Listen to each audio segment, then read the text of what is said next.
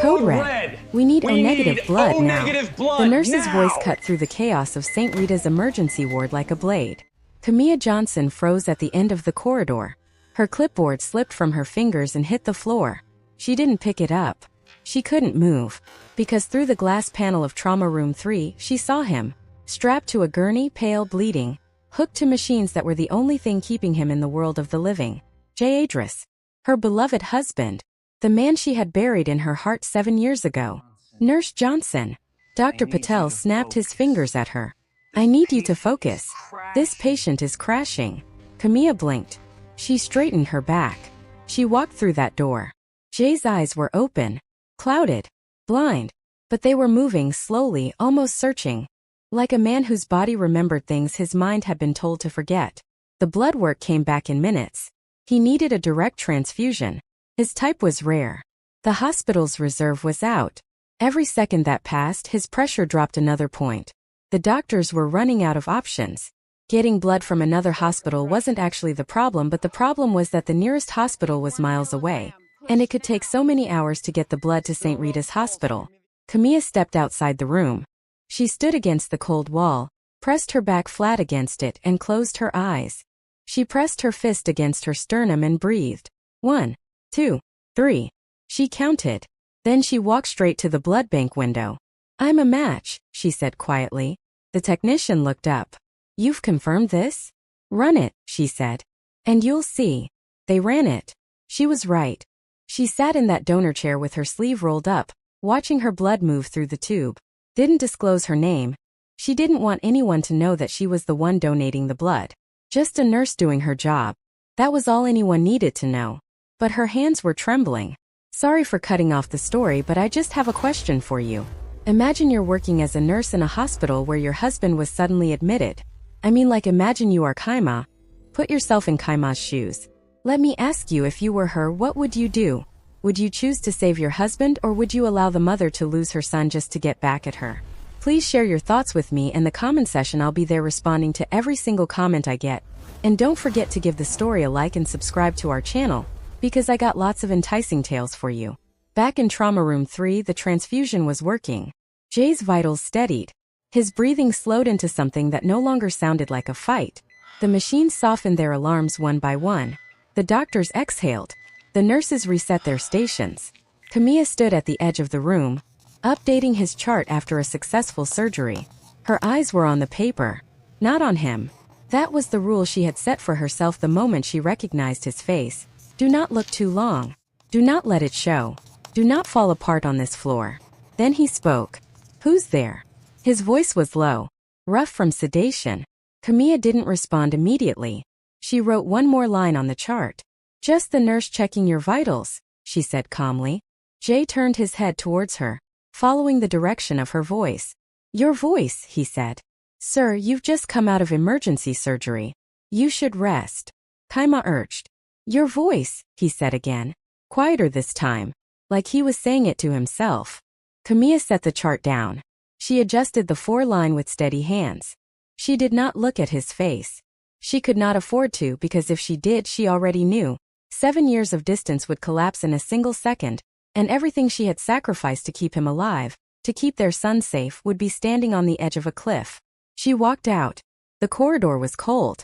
She stopped just past the door. One hand braced against the wall, and she stood there for a long moment with her eyes pressed shut. He recognizes my voice. He remembers. She questioned herself. Years earlier, Kamia and Jae Adras were the kind of couple that made people stop and stare. Not because of wealth, though there was plenty of it. Not because of power, though Jae led one of the most respected syndicates in East Asia. People stared because of the way they moved together, like two things that had been made from the same material, shaped separately, and somehow found their way back to each other. Jae Adras did not run his organization with violence. He ran it with precision, with rules, with a code that even his enemies respected. The Jae Syndicate wasn't built on blood. It was built on loyalty, on control, and on the understanding that a man who could not govern himself had no business governing anything else. His men called him calm. His rivals called him dangerous. Kamia called him hers. She was 26 when they married. A woman with warm brown skin, large dark eyes that caught light in a way that made people feel seen, and a laugh that Jae once said was the only sound that made him feel like the world wasn't something to be managed. He was 31. Sharp jaw, quiet eyes, a man who spoke rarely. They traveled together that winter. A private trip. No security beyond two trusted men. Jae had insisted on peace. Just the two of them, away from the syndicate, away from the noise. Kamia had leaned her head on his shoulder somewhere over the ocean, and told him she had never felt this safe in her life. He kissed her forehead and told her nothing was going to touch them. He believed it when he said it. The attack came without warning. A mountain road. A convoy that appeared from nowhere. The car Jae and Kamia were traveling in was forced off course. Tires screaming, metal grinding against the guardrail, Kamia's scream swallowed by the sound of the impact. When it was over, Jae was unconscious. Blood at his temple. Blood on his shirt. His breathing is shallow and uneven. The two guards were down. Kamia crawled to him through broken glass, grabbed his face with both hands, and said his name over and over. Jae. Jae. Look at me. Jae, please.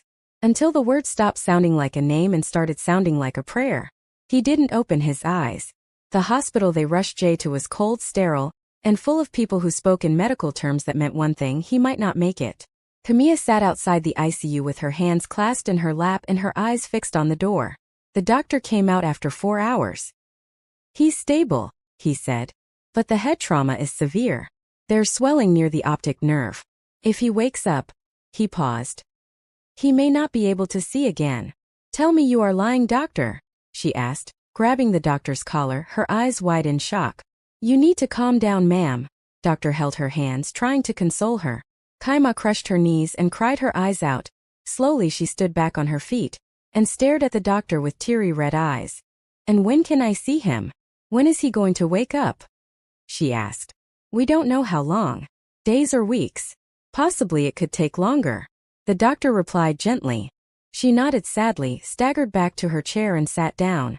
And then she pressed both hands over her mouth and let out one single silent sob, the kind that shakes the shoulders but makes no sound. Then she pulled herself back together. Because Jae needed her steady. Madame Vivian Jae arrived at the hospital the following morning dressed in black, as though she had already decided the outcome.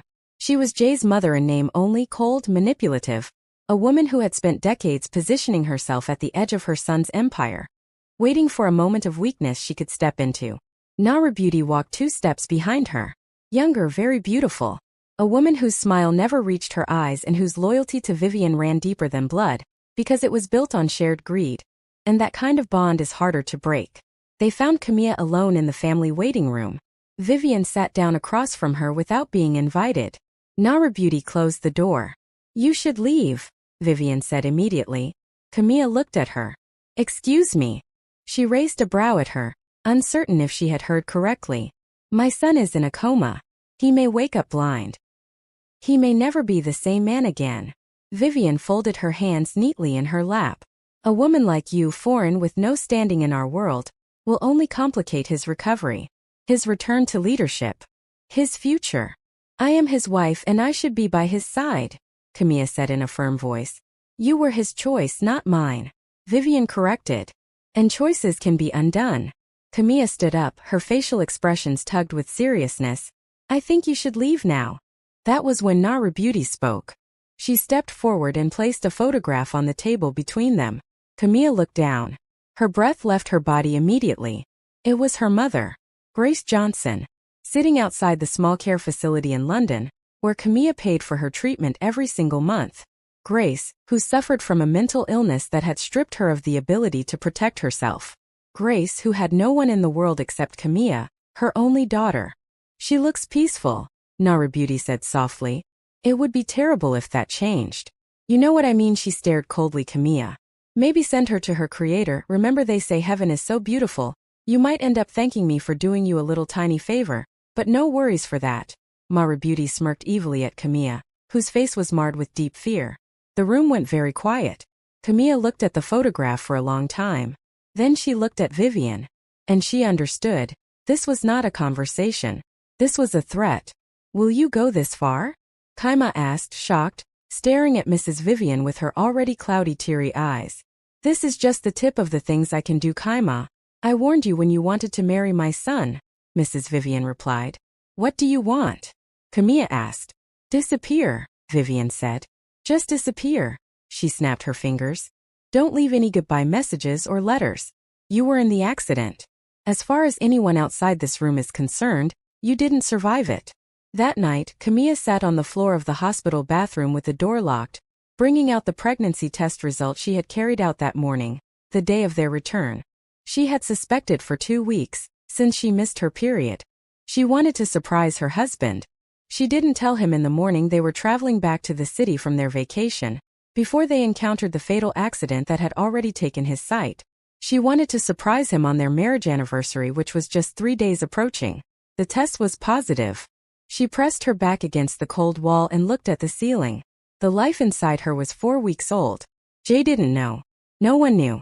And now she was being told to vanish like she never exited.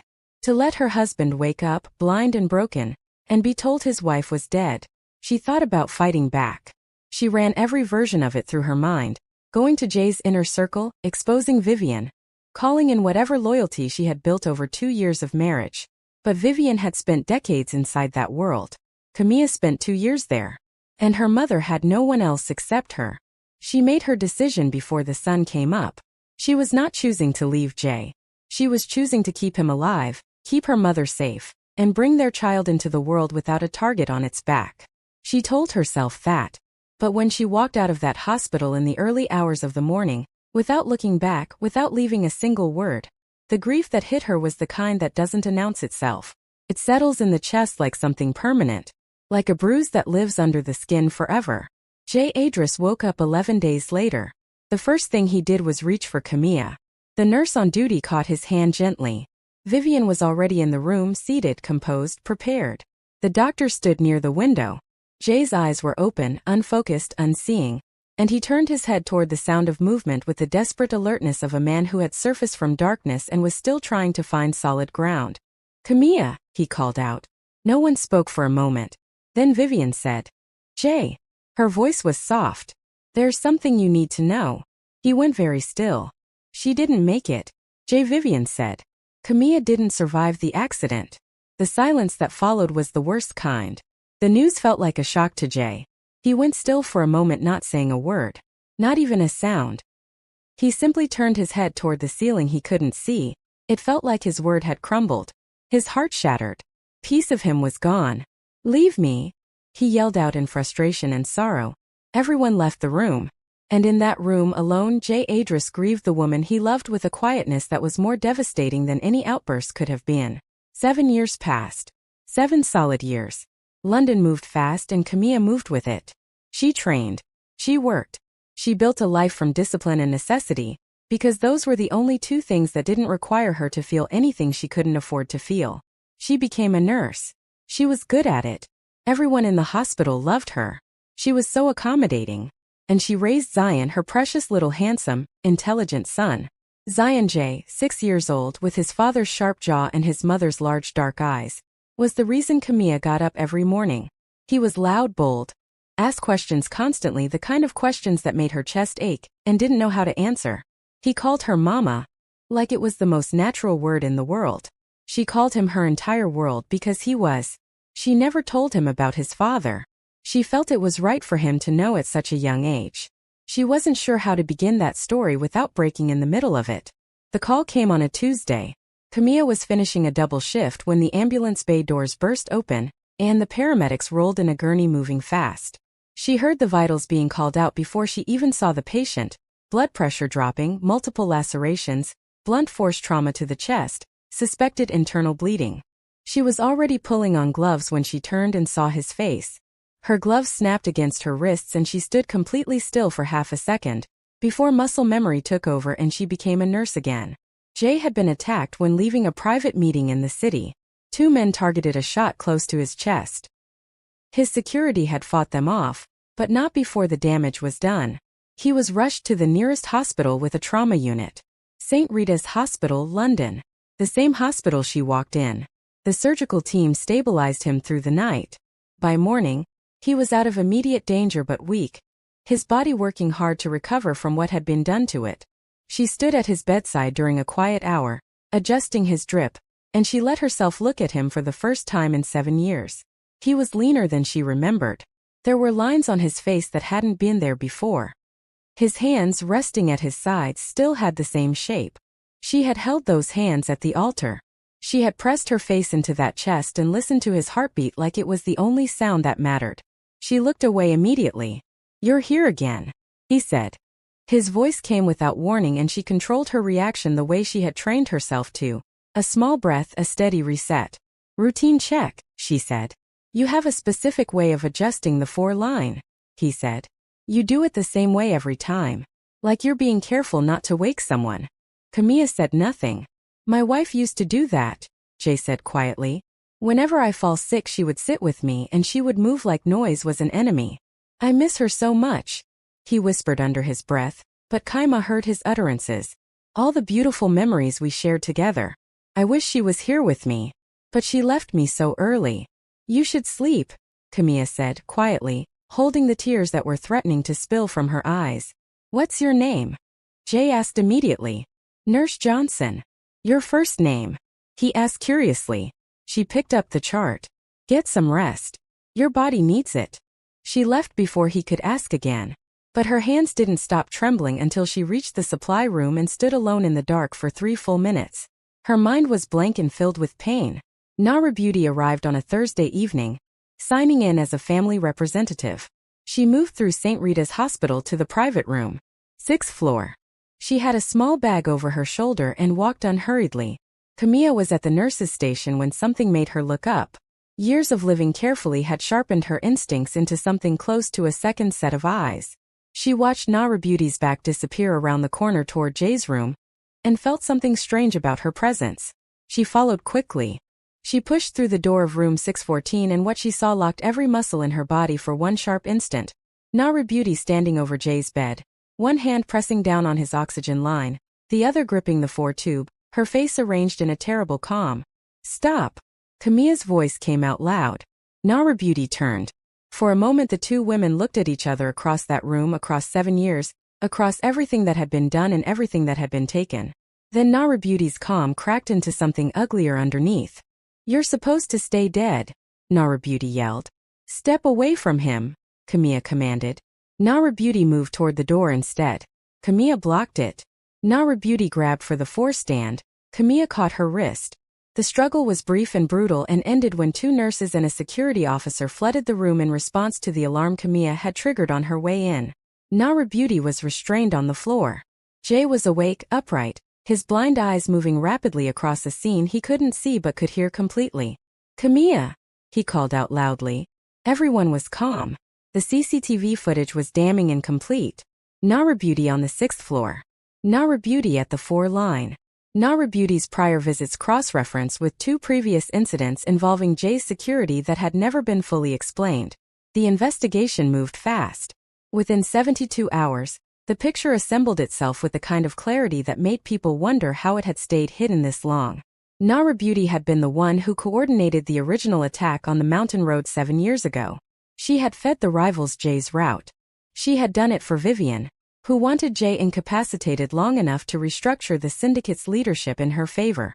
When Jae survived, the plan shifted, erase Kamia instead, remove the one person who could stabilize him, and let grief do the rest of the work.